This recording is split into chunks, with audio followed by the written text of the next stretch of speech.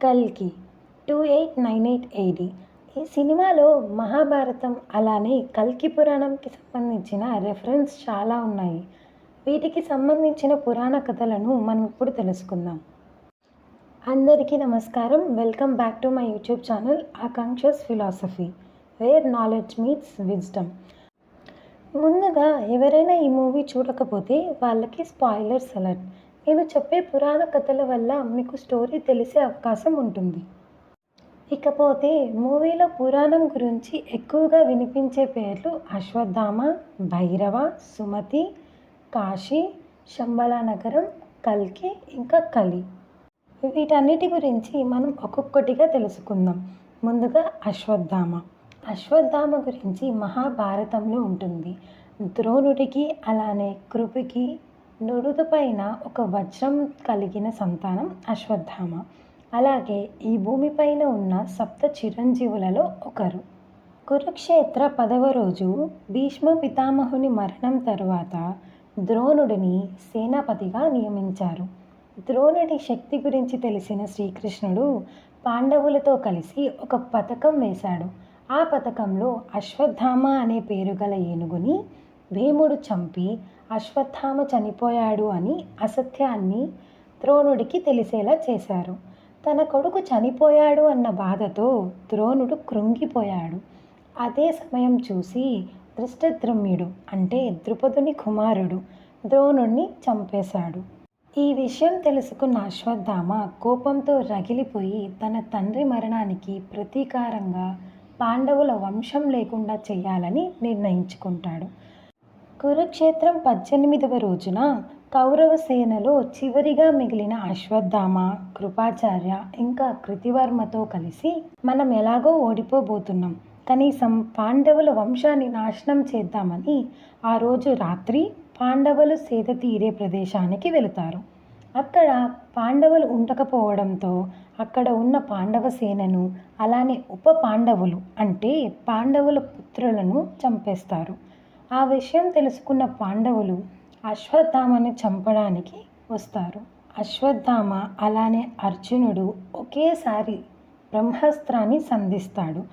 2 బ్రహ్మాస్త్రాలు ఎదురుపడితే ప్రపంచం నాశనం అవుతుందని వెనక్కి తీసుకోమని చెప్తారు. అర్జునుడు బ్రహ్మాస్త్రాన్ని వెనక్కి తీసుకుంటాడు. కానీ అశ్వత్థామకి వెనక్కి తీసుకునే మంత్రం తెలియకపోవడంతో ఆ బ్రహ్మాస్త్రాన్ని ఏదో ఒక లక్ష్యానికి దారి మలచమంటారు. మనసులో పాండవుల వంశనాశనం కోరుకున్న అశ్వత్థామ అర్జునుడి కోడలు అంటే అభిమన్యుని భార్య ఆ సమయంలో గర్భవతి. ఆ పుట్టబోయే బిడ్డమైన సంధిస్తాడు. అయితే శ్రీకృష్ణుడు ఆ బిడ్డ ప్రాణాన్ని అడ్డుకొని అశ్వత్థామకి శాపమిస్తాడు. నుడుత మీద ఉన్న ఆ వజ్రం తీసుకొని నీవు పుట్టబోయే బిడ్డని చంపబోయావు కాబట్టి ఏ మరణం అయితే నువ్వు ఇవ్వాలి అనుకున్నావో అదే మరణం నీకు ఉండదు. ఈ యుద్ధంలో తగిలిన గాయాలు మానవు. నీ శరీరం అంతా చీము నెత్తురతో నిండిపోతుంది. ఇలాగే నువ్వు 3000 సంవత్సరాలు అడవుల పాలవుతావు. నీవు ప్రతి క్షణం చావు కోసం పరితపిస్తూ ఉంటావు. అయినా చావు నీ దగ్గరికి రాదు. కలియుగాంతరం నీకు ముక్తి దొరుకుతుంది అని శాపమిస్తాడు. ఇది అశ్వత్థామ కథ. తరువాత భైరవుడు ఇంకా కాశీ.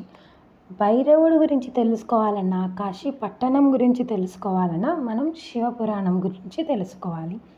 కాశీ పట్టణం ఈ ప్రపంచంలోనే మొదటి పట్టణంగా అలానే మహాదేవుడు పార్వతీమాత కొలువు ఉన్న తీర్థం. ఇక్కడ చనిపోతే మళ్ళీ పుట్టుక కూడా ఉండదని నమ్మేవాళ్ళు చాలామంది ఉన్నారు. ఈ కాశీలోనే కాలభైరవుడి గుడి ఉంది. ఆ గుడి గురించి తెలుసుకుందాం. ఆ మహాదేవుని కోపం నుంచి పుట్టినవాడు కాలభైరవుడు. ఒకానొక సమయంలో బ్రహ్మకి అలానే మహావిష్ణువుకి ఆధిపత్య యుద్ధం జరుగుతుంది. ఆ యుద్ధంలో బ్రహ్మదేవుడు అసత్యం పలికిన కారణంగా కాలభైరవుడు బ్రహ్మ యొక్క శిరస్సును నరికేస్తాడు. అంటే 5 తలలలో ఒక తలని నరికేస్తాడు. ఎంత మహాదేవుడి ఆదేశం పైన జరిగిన బ్రాహ్మణుని హత్య బ్రహ్మహత్య పాతకం ఉంటుంది. కాలభైరవునికి బ్రహ్మ 5వ తల నరికినందువలన ఆ 5వ తల ఆయన చేతికి అంటుకుంటుంది. ప్రపంచమంతా తిరిగి ఎక్కడెక్కడికో వెళ్ళినా ఆ పాపం పోలేదు. చివరిగా కాశీకి వెళ్ళిన ఆ కాలభైరవుడికి ఆ బ్రహ్మహత్య పాతకం నుంచి మోక్షం దొరుకుతుంది. అక్కడే కపల్ మోచన్ తీర్థం వెలుస్తుంది. అప్పటి నుంచి కాలభైరవుడు కాశీలో ఉండి ఆ కాశీ నగరానికి కాపలాగా ఉంటాడు. బ్రహ్మకి విష్ణువుకి మధ్య యుద్ధం గురించి తెలుసుకోవాలంటే కమెంట్లో పిన్ చేసిన వీడియో చూడండి. ఇందులోని శివలింగ ఉద్భవం గురించి కూడా ఉంటుంది. తరువాత కలి. కలి పుట్టుక వివిధ పురాణాల్లో రచింపబడింది. విష్ణు పురాణం, కల్కి పురాణం, అలానే మహాభాగవతంలో కూడా ఉన్నాయి. ఈ 3 పురాణాలని అనుసరించి నేను కలి పుట్టుక గురించి వివరిస్తాను. ఈ కలి పుట్టుక మీకు క్లియర్గా అర్థం అవ్వాలి అంటే మీరొకటి తెలుసుకోవాలి. మన పురాణాల్లో ప్రతీదీ ఒక మనిషి రూపంలో వివరించారు. ఉదాహరణకు సూర్యుడిని సూర్యభగవానుడిగా, గాలిని వాయుదేవుడిగా, అగ్నిని అగ్నిదేవుడిలా చెప్పబడింది. ఇప్పుడు నేను చెప్పే కలి పుట్టుక కూడా మీరు ఒక మనిషి లేదా ఒక స్వభావంగా మీరు ఆలోచిస్తే మీకు ఈజీగా అర్థమవుతుంది. ప్రపంచంలో ఏది పుట్టాలన్నా బ్రహ్మదేవుడి నుంచే పుడుతుంది. అలానే ఒకానొక సమయంలో బ్రహ్మదేవుడు తనలో నుంచి నెగెటివ్ మొత్తం తీసేయాలి అని తపస్సు మొదలు పెడతాడు. దానికి ఫలితంగా అధర్మం అనే కుమారుడు, మిథ్య అంటే అసత్యం అనే కుమార్తె జన్మిస్తారు. వాళ్ళిద్దరూ పెళ్లి చేసుకొని తమ్ముడు అంటే అహంకారం అనే కుమారుడిని, అలానే మాయ డెల్యూషన్ అనే కుమార్తెకు జన్మనిస్తారు. ఆ అన్నా చెల్లెళ్ళు పెద్దయి వాళ్ళు ఇద్దరే పెళ్లి చేసుకుంటారు. దానికి ఫలితంగా క్రోధం అనే కుమారుడు, హింస అనే కుమార్తె పుడతారు. వాళ్ళు కూడా పెద్దవాళ్ళు అయి తమ అమ్మా నాన్నలాగా పెళ్లి చేసుకుంటారు. దానికి ఫలితంగా వాళ్ళకి కలి అని పుత్రుడు, అలానే దురుక్తి అనే కుమార్తె కలుగుతుంది. ఇతడే కలిపురుషుడు, అలాగే కలియుగానికి అధిపతి.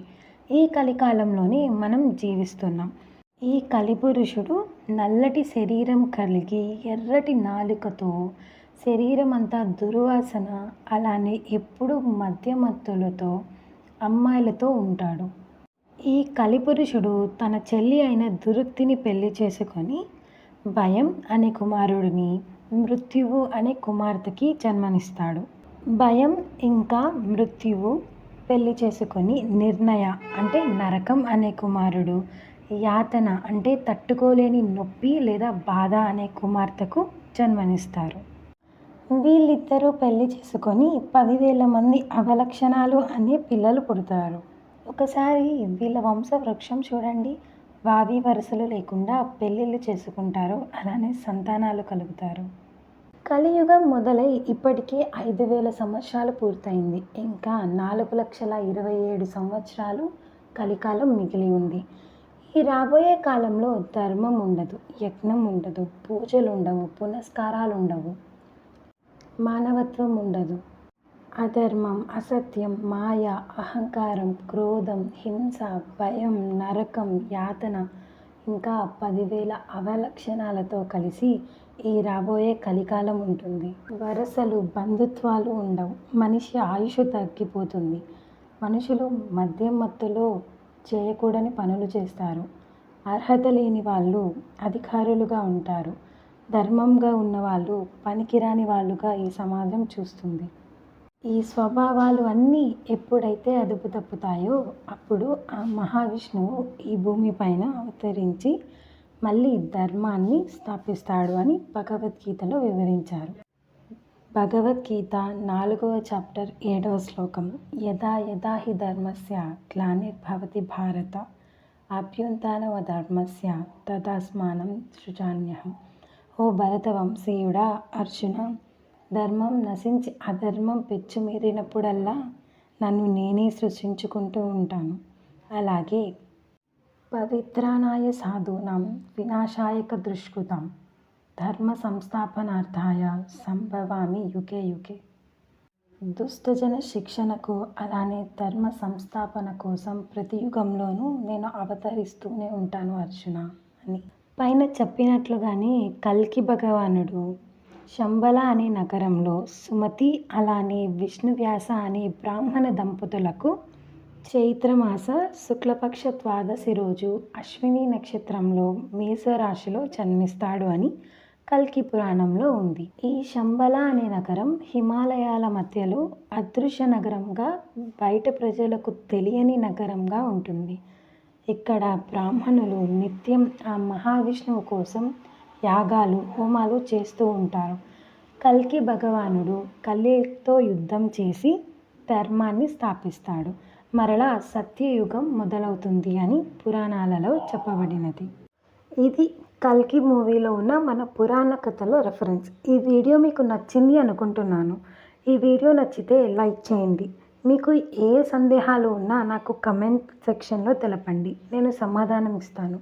ఇలాంటి మరిన్ని విషయాల కోసం నా ఛానల్ని సబ్స్క్రైబ్ చేసుకోండి.